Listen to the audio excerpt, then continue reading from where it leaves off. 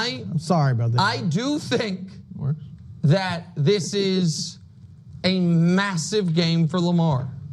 And I don't think that it's impossible for him to play well in a big game. I just think it's overwhelmingly unlikely. If he does, are you willing to abandon your thesis?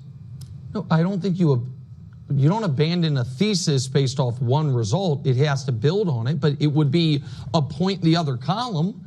If Tua, the next time he plays in the cold, they win, do we abandon that thesis, or do we say, oh, maybe he's turning a corner, or maybe it's a one-off? Like, when I show if I may just quickly, Dusty, become playoffs, which I even well, again, it's not just the playoffs, Dusty, the graphic. It's just, but this is a biased graphic. That he's 0-16. It's that he's 4-12. The audience knows. It's that his passer rating drops by 40 points. It's that instead of being 3-to-1 touchdown interception ratio, it's 0.9-to-1 touchdown interception ratio. It's all of those things. And so we need here's my issue with 8 games. No, so this graph, we're going to see this graphic. No, here's the thing. This is why the graphic is disingenuous. Needs more than one game. Cincinnati should be in there. Why? And I could throw Buffalo because you are Greg, you know this. Greg when you played, I don't agree. When you were going against some of the top corners in the league, even if it wasn't from your rival, but heck, this is the division team. That was a big game for you. Lamar going against Burrow. Please don't. That's huge. I know he has MVPs. I didn't shrink in big moments. No, I'm not saying shrink. But I'm saying to Nick. No, for Nick to sit here and act like playing Cincinnati. No, it's a big game. It's just not the biggest. So Nick here is saying most likely Lamar Jackson is going to choke again against the Steelers. It's just one of those teams that he just can't seem to play well against. So that's one of them. And then another one is Kansas City Chiefs. And like, no surprise there. Probably most teams in recent history don't look good against the Chiefs. Probably have losing records against the Chiefs, especially when it comes to playoffs. So there's probably not that many quarterbacks out there that have a great record and have great stats against Kansas City, and especially this year because the Kansas City defense is a lot better than we've seen it. Last year and this year, the defense has been more of what's carrying the Chiefs. It used to be the offense, used to be Tyreek Hill, and, Mahomes out there throwing these deep bombs to Tyreek Hill, but that's all changed, with the departure of Tyreek Hill, and especially last year, a bunch of no-name receivers.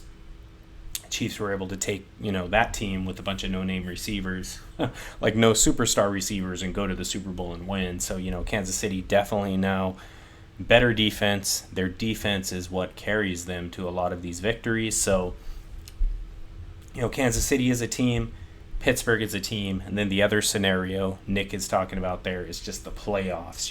Lamar does struggle in the playoffs.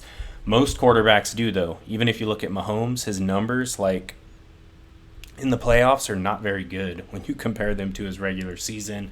Most quarterbacks do not play in the playoffs as well as they do in the regular season. That's kind of normal. So it's kind of not surprising. But if we take a look at Lamar Jackson versus the Chiefs versus the Steelers and in playoff situations, his record is 4-12. So that only gives him a winning percentage of 25% or .250. His completion percentage is not good. He's only completing 57.4% of his passes in those games. His yards per game aren't bad. His total yards per game isn't bad. I mean, he's got almost 290 yards per game if you count rushing and passing. So the total yards per game up at 289.9 is not bad. The yards per pass, it's okay. It's not terrible, but it's not elite either. He's getting 6.5 yards per pass or 6.5 yards per attempt.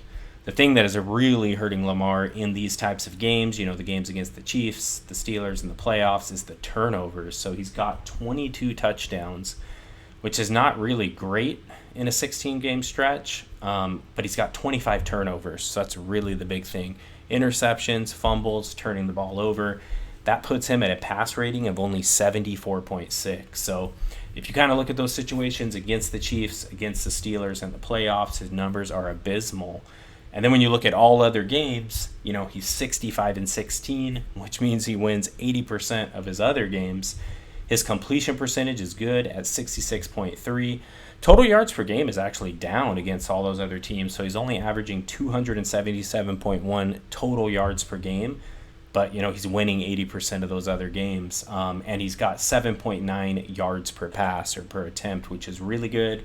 And then if you look at the touchdown to turnover ratio, that is way better too. He's got 176 touchdowns versus only 58 turnovers. That gives him a passer rating of 105.8. So it's really like night and day when you kind of look at Lamar going against the Steelers or the Chiefs and in playoff situations versus all other games.